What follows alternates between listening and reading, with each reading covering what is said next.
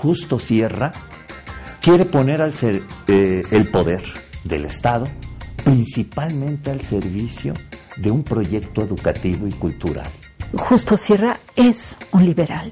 Ha leído a los positivistas europeos, comparte sus ideas evolucionistas, pero está convencido de las posibilidades de la acción individual para transformar al país. Pero no cabe duda que era una figura muy, muy vigorosa y pues está ahí esa inmensa labor periodística.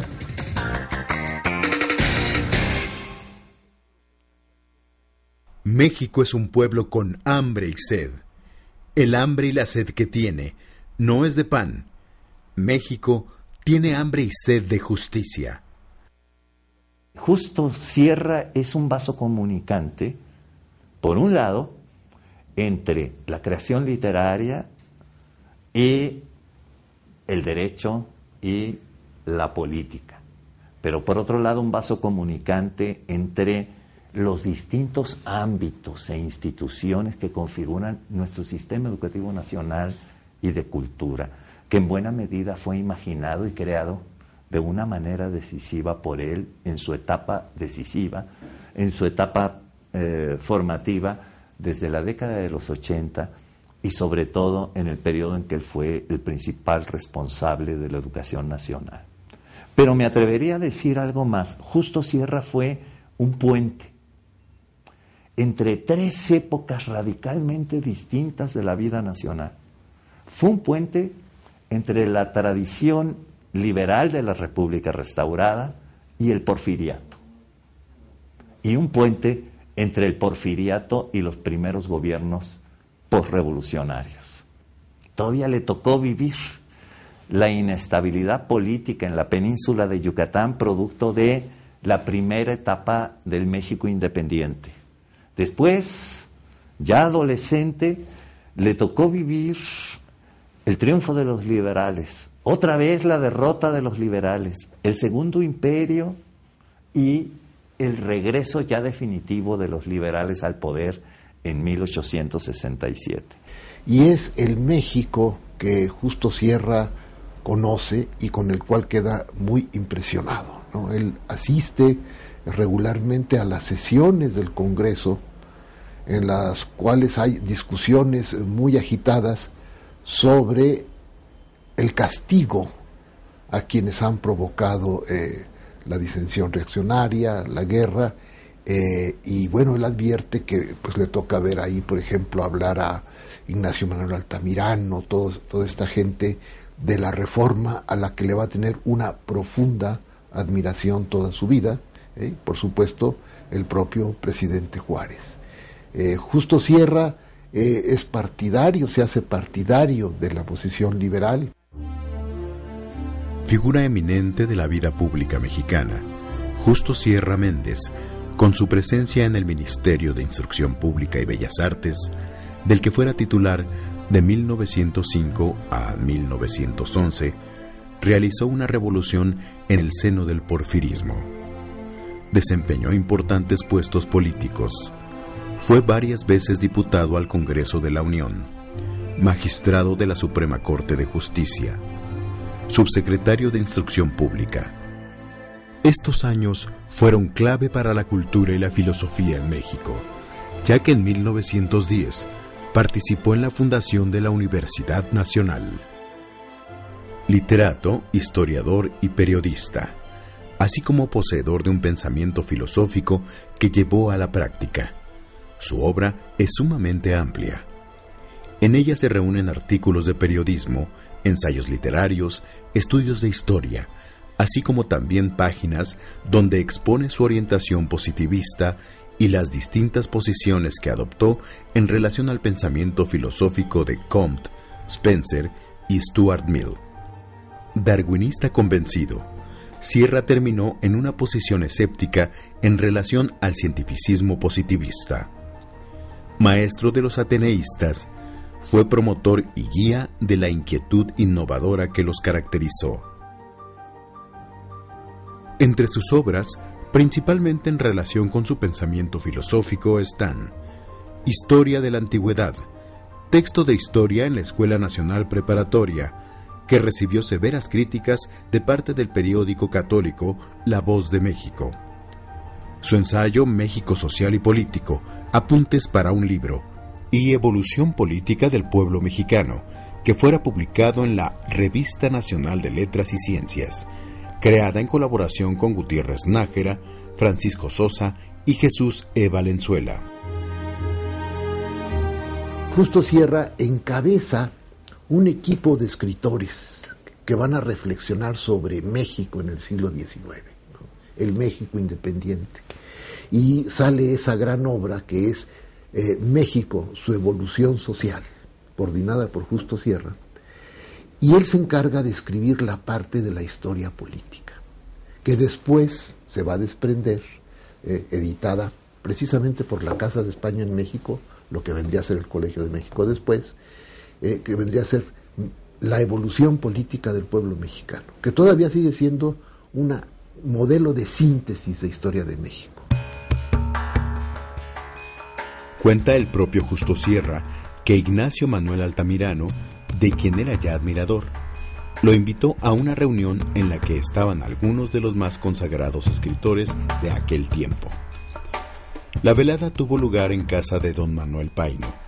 Estaban ahí, entre otros, Guillermo Prieto, Ignacio Ramírez y Vicente Riva Palacio. Dice don Agustín Yáñez: desde aquella velada, Sierra ocupó un sitio de preferencia en los cenáculos, conmemoraciones y redacciones literarias. Fue la sensación del momento en la tribuna en los días clásicos de la patria. En una juventud que se consagró a la literatura, Sierra incursionó en el relato, en el cuento, la novela y el teatro. Justo Sierra, de la mano de Altamirano, comienza a participar en los cenáculos, las tertulias y las reuniones literarias de la época en la Ciudad de México. Incluso a ratos da la impresión, según sus biógrafos, de que la tentación de su vocación literaria, poética, predominaba sobre su otro proyecto profesional, que era la del jurista y abogado que se estaba formando en la Escuela Nacional de Jurisprudencia. La obra de Justo Sierra es una de las más ricas y prolíficas de su tiempo. Registra las manifestaciones espirituales y culturales más significativas de la época de grandes cambios que le tocó vivir. E influye en sus discípulos como Urbina, González Obregón, Urueta. Comenzó a escribir poesía desde 1868.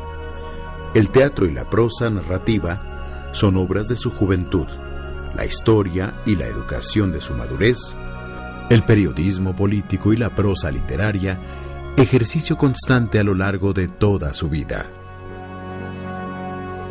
Hay una influencia grande de Justo Sierra en la política a través de la prensa, pero es editorialista político de varias maneras. Muchos de sus discursos se transcriben, se corrigen y se publican, pero también está escribiendo una forma de ensayo, de texto político. Esto que le mencionaba a usted, él es el editor del diario La Libertad. Es el editor, es el que hace toda esta propuesta que se publicó en el tomo 4 de Periodismo Político bajo el título de El Programa de la Libertad, que era la reforma de la Constitución de 57 para hacerla instrumento de gobierno y no bandera de lucha. La vida periodística de Justo Sierra, el momento más destacado de este joven escritor entonces, fue el de los años de La Libertad, el periódico La Libertad, que inicia publicándose en 1878 con apoyo del gobierno que inicia apenas de Porfirio Díaz. Lo que él ofrece desde La Libertad es un programa de gobierno al Partido Liberal que ha triunfado que de hecho triunfó desde 1867 con Juárez a la cabeza sobre las fuerzas conservadoras y la apuesta monárquica que representó finalmente Maximiliano, el emperador Maximiliano en México. Justo Sierra Méndez nació en Campeche, Campeche, el 26 de enero de 1848. Fue hijo de Justo Sierra O'Reilly, eminente novelista e historiador, y de doña Concepción Méndez Echarraceta, hija de Santiago Méndez Ibarra, quien jugó un papel importante en la política yucateca del siglo XIX. Tuvo 4 hermanos: María Concepción, María Jesús, Santiago y Manuel José. A la muerte de su padre, 1861, siendo casi un niño, Justo Sierra Méndez se traslada a la Ciudad de México, donde, después de brillantes estudios, se relaciona con los mejores poetas y literatos de ese tiempo, entre otros con Ignacio Manuel Altamirano, Manuel Acuña, Guillermo Prieto y Luis G. Urbina, poetas de la Revista Azul y de la Revista Moderna. En 1874, Justo Sierra se casa con doña Luz Mayora y Carpio, con la que tuvo 5 hijos: Luz, María de Jesús, Manuel, Santiago y Gloria. A partir de 1868, publicó sus primeros ensayos literarios. En el Monitor Republicano inició sus Conversaciones del Domingo, artículos de actualidad y cuentos que después serían recogidos en el libro Cuentos Románticos. Publicó en la revista El Renacimiento su obra El Ángel del Porvenir, novela de folletín que no tuvo mayor impacto. Escribió también en El Domingo, en el siglo XIX, La Tribuna, en La Libertad, de la que fue su director, y en El Federalista. Asimismo, publicó en El Mundo su libro En Tierra Yanqui. Abordó además el género dramático en su obra Piedad. Escribió también varios libros de historia para la educación primaria. Dirigió la publicación de México, su evolución social, 1900-1902, y de la Antología del Centenario, 1910. Otro de sus más importantes libros es Juárez, su obra y su tiempo. Justo Sierra presidió la Academia Mexicana de la Lengua, correspondiente de la española. En 1871 se recibió de abogado. Para diciembre de ese año inicia su primera incursión en la política y es diputado suplente al Congreso de la Unión por el distrito de Chicontepec, Veracruz. En 1880 es nuevamente diputado suplente y en 1884 es diputado propietario en la 12ª legislatura, en ambas por el estado de Sinaloa. Justo Sierra fue diputado también en las legislaturas 13ª en 1886, 14ª en 1888, 15ª en 1890, 23ª en 1906, 24ª en 1908 y 25ª en 1910. Como diputado habría propuesto un proyecto que daba a la educación primaria el carácter de obligatoria, el cual sería aprobado en 1881. En ese mismo año fue aprobado también el proyecto de Justo Sierra Méndez para fundar la Universidad Nacional de México. A él le toca conducir todos los trabajos de las comisiones y en las sesiones plenarias del Congreso que se realizarán para lanzar un proyecto educativo nacional desde educación preescolar hasta educación superior. Y sus discursos son muy importantes para imprimirle rumbo a los trabajos realizados en ese congreso, que se tuvo que prolongar en un segundo congreso en 1890 porque no se habían alcanzado a agotar las discusiones y las conclusiones del temario que se había propuesto en 1889. Como diputado en los años 80 del siglo XIX, pues hace una propuesta de creación de una universidad nacional, la educación obligatoria, escribe los libros de texto de historia patria, tomando ejemplos de los países adelantados, particularmente de Francia. Desde 1892 expuso su teoría política sobre la dictadura ilustrada, pugnando por un Estado que habría de progresar por medio de una sistematización científica de la administración pública. Con esas ideas redactó un manifiesto constitutivo y fundó la primera convención liberal.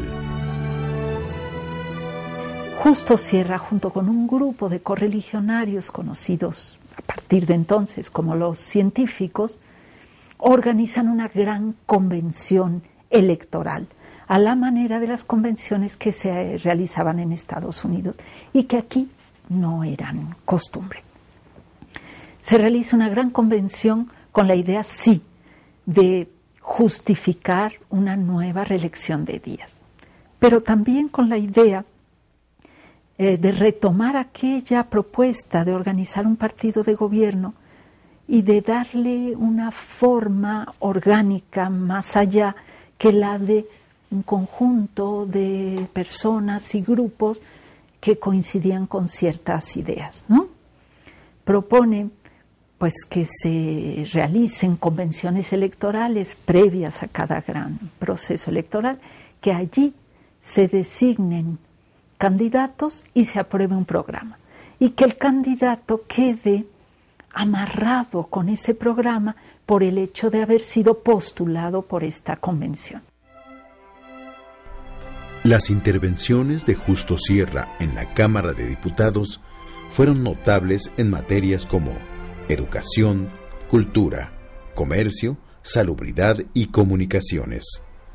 Participó en los debates sobre el artículo 3 constitucional, que entonces como ahora se refería a la materia educativa. En los debates se deslinda el positivismo ortodoxo y se define como sustentante de una concepción educativa en la cual están diferenciados los campos de las ciencias y de la creencia, del Estado y del individuo, de la sociedad y de la familia. La claridad oratoria de Justo Sierra fue reconocida con el aprecio y aplauso unánime. Como diputado, en 1893, expresó aquella célebre frase: "El pueblo mexicano tiene hambre y sed de justicia". La única manera de garantizar la soberanía nacional es consolidando nuestro sistema educativo nacional en todos sus niveles y modalidades, y de entrada en la educación que él llama popular, la educación primaria, elemental, laica, gratuita y obligatoria. Allí está el piso para la consolidación de la nación, y a partir de la década de los 80 se dedica principalmente a construir y a consolidar un sistema educativo nacional desde preescolar hasta educación superior, y a fomentar el arte y la cultura. Se va a Europa, y estando en Europa le llegan una carta de ese político tremendo que era Díaz y sus gentes, ¿verdad? Carlos, diciendo: mire, vamos a crear la Secretaría de Educación Pública, de Instrucción Pública, y usted va a hacer para que realice sus planes. Pero esos planes solo se pueden realizar, pues todavía tenemos que contar con el general Díaz. Entonces le tuercen la mano, ¿verdad? Él asume la responsabilidad, dice, bueno, hay una fotografía muy interesante de Sierra, vestido de etiqueta, se la manda a su esposa, acá en México, y le dice: ya me puede nombrar el general Díaz su ministro de Instrucción Pública. He cumplido la condición, me he puesto de etiqueta. En materia educativa, su máximo legado a México propugnó por la autonomía de los jardines de niños, el progreso del magisterio y, a nivel superior, la reorganización de las carreras de medicina, jurisprudencia, ingeniería, bellas artes y música, así como la promoción de la arqueología, de un sistema de universidades en provincia, de una universidad para maestros, el otorgamiento de desayunos escolares y un sistema de becas para los alumnos destacados. También propone la unificación de la lengua en todo el país el reconocimiento del magisterio y a nivel superior se esforzó porque el método educativo a aplicar enseñara a pensar y no a memorizar. Es la educación, decía, la que genera mejores condiciones de justicia. Educar evita la necesidad de castigar. Incluso insistía mucho en una idea. Decía, antes que decretar el derecho universal al voto, habría que haber decretado 2 o 3 décadas antes el derecho universal a la educación. Porque de nada sirve el derecho universal al voto, ¿sí?, si los ciudadanos no tienen la educación mínima necesaria para discernir sobre los asuntos públicos. 30 años habrían de transcurrir desde que presenta la iniciativa al Congreso, hasta que en 1910, en el centenario de la Independencia, se crea formalmente la Universidad Nacional. Para entonces, Justo Sierra era titular del Ministerio de Instrucción Pública y Bellas Artes. Pero algo muy importante que ocurrió en el acto de refundación y en el debate en el seno del Consejo Superior de Educación, en el debate del proyecto de refundación de la Universidad Nacional de México, es cómo Sierra fue configurando su idea de sistema educativo nacional. Por ejemplo, cuando los más distinguidos colaboradores de Sierra en el ramo de la educación primaria y normal le reclamaron que por qué a la nueva Universidad Nacional se incorporaría la Escuela Nacional Preparatoria, que no era de nivel profesional, y no se incorporarían las escuelas normales que sí eran de nivel profesional, donde se formaban los maestros. Sierra les contestó por una razón muy simple, porque la Escuela Nacional Preparatoria le dará unidad a la nueva universidad, porque allí se están formando los que después van a pasar a las escuelas profesionales. Y segundo, porque la Universidad Nacional requiere para su funcionamiento un considerable margen de autonomía.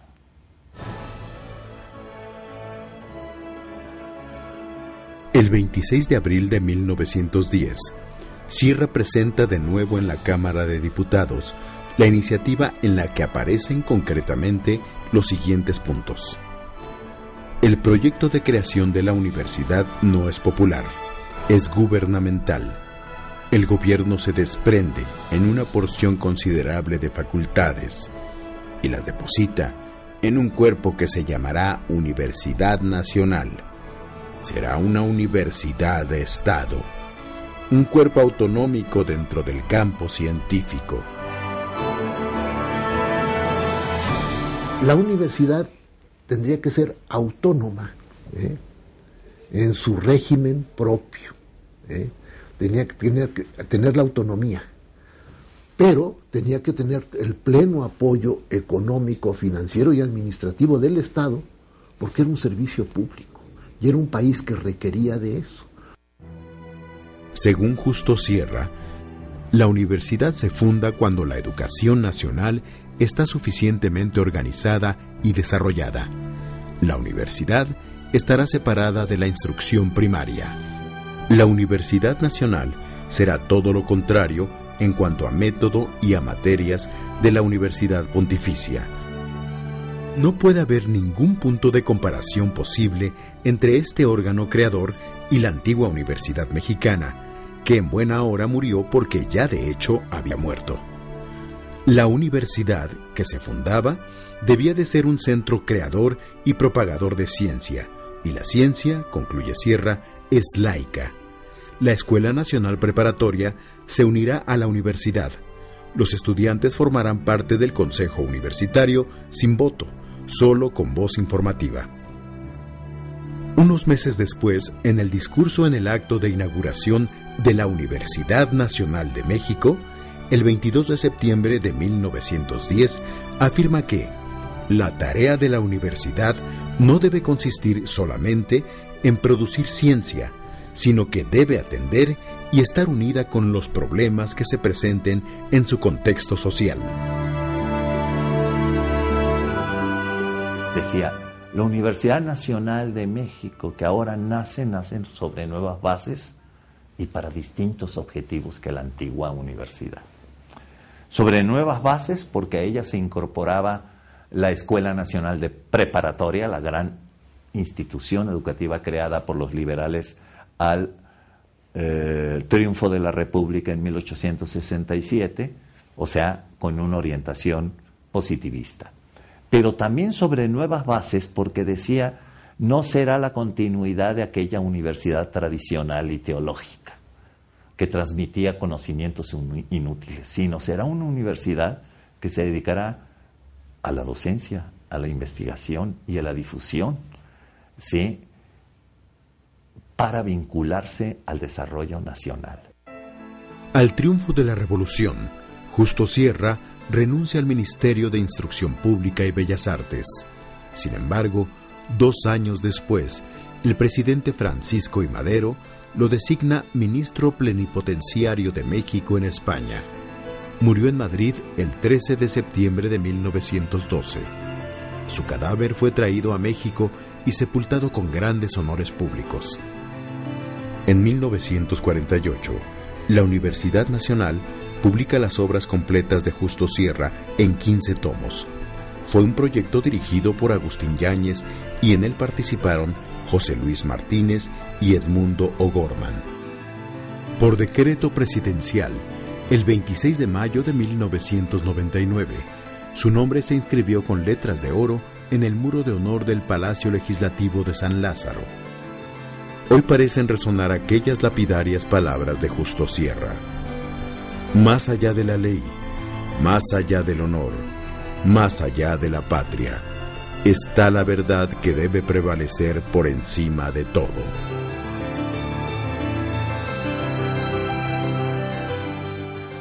Un gran educador. Yo creo que en el fondo siempre fue esencialmente un educador, pero en el sentido amplio de la palabra. Un ideólogo de un régimen autoritario, pero que logró un impulso económico y de transformación importante para este país. Alfonso Reyes, también la enorme veneración que le tenía a Justo Sierra, este discurso de él en que dice que todos los mexicanos debemos fijarnos y apreciar, amar, dice, la figura de Justo Sierra, que fue el hombre que vino incorporando a una generación que se encontraba muy mal situada en una época en que se habían cerrado los ambientes.